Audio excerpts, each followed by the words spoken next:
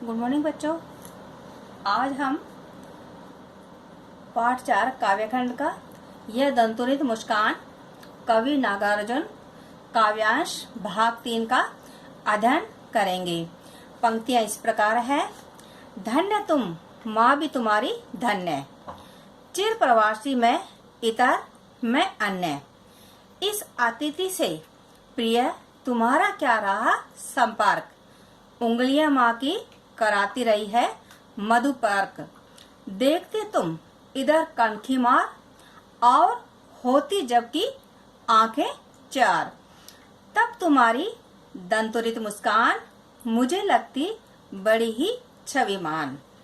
कवि है वो दंतुरित मुस्कान के द्वारा यानी छोटे बच्चे जो नन्हा बच्चा है, नन्हा बालक है, उसके दो उगते हुए दांतों की जो मुस्कान है उसके बारे में कवि है यहाँ वार्तालाप कर रहा है। यहाँ बता रहा है कि कवि कह रहा है कि शिशु को संबोधित करते हुए कह रहा है कि तुम और तुम्हारी माँ दोनों ही धन्य है।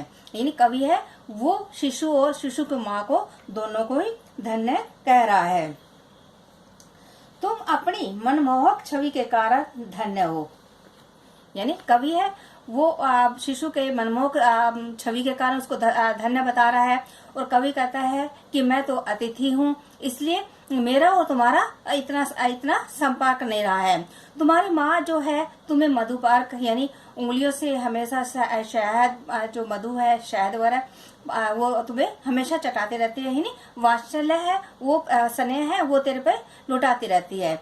कवि आगे कहता है कि जब तुम कनखी मार के यानी तिरछी नजर से तुम मुझे देखते हो और जब तुम्हारी और मेरी आंखें जब मिलती हैं तब तुम जो हंसते हो अपनी दंतुरी दो नए दांतों उगते हुए दांतों से तुम जो जब हंसते हो तो मुझे बहुत ही तो वो छवि है वो बड़ी ही वो छविमान लगती है।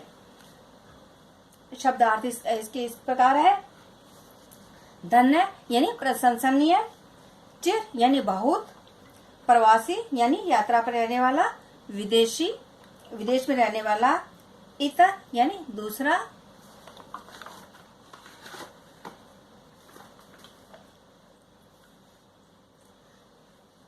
अन्य यानी प्राय, अतिथि यानी मेहमान अपरिचित, संपर्क यानी संबंध, मधुपर्क अतिथि को प्रस्तुत किया जाने वाला दूध दही शहद आदि का मिश्रण। यहाँ माता के मधुर संपर्क और वात्सल्य भाव की ओर संकेत किया गया है।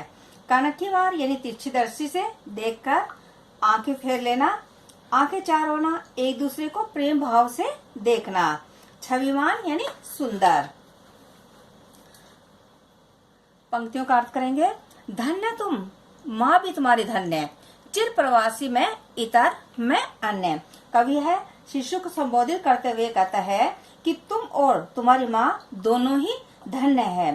तुम अपनी मनमोहक छवि के कारण धन्य हो और तुम्हें जन्म देने के कारण तुम्हारी माँ धन्य है। और एक मैं हूँ जो निरंतर लंबी यात्राओं के कारण तुम दोनों से अलग कुछ पराया सा हो गया हूँ। इस अतिथि से प्रिय तुम्हारा क्या रहा संपर्क, उंगलियां माँ की कराती रही है मधुपर्क। कवि आगे कहता है कि तुम और तुम्हारी माँ की प्यार भरी दुनिया से अलग मैं अन्य व्यक्ति सा हो गया हूँ। तुम्हारी माँ स्वयं अपनी उंगलियों से मधुपर्क चढ़ाती रहती है जिससे उसकी ममता का भाव नियत रहता है। इसलिए तुम्हारा परिचय तुम्हारी माँ से ही हो रहा है। देखते तुम इधर कनखी मार और होती जब की आंखें चार, तब तुम्हारी दंतुरित मुस्कान मुझे लगती बड़ी ही छविमान। कवि आगे कहता है कि तुम मुझे तिरछी दृष्टि से देखकर अपने मुंह घुमा लेते हो और जब तुम्हारी आंखें मेरी आंखों से मिलती है तो तुम प्रेम से मुझे देखने लगते हो। ऐसे में तुम्हारे नए नए छोटे छोटे उगते हुए दांतों की तुम्हारी जो मुस्कान है मुझे वो बहुत सुंदर लगती है।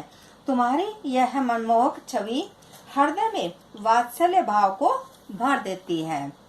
काव्य सौंदर्य इस प्रकार है। भाषा खड़ी बोली हिंदी है। तुकांत शैली का प्रयोग किया गया है, जैसे धन्य, अन्य, संपर्क, मधुपर्क, मार, चार, मुस्कान, छविमान आदि। अलंकार अनुप्रास अलंकार है।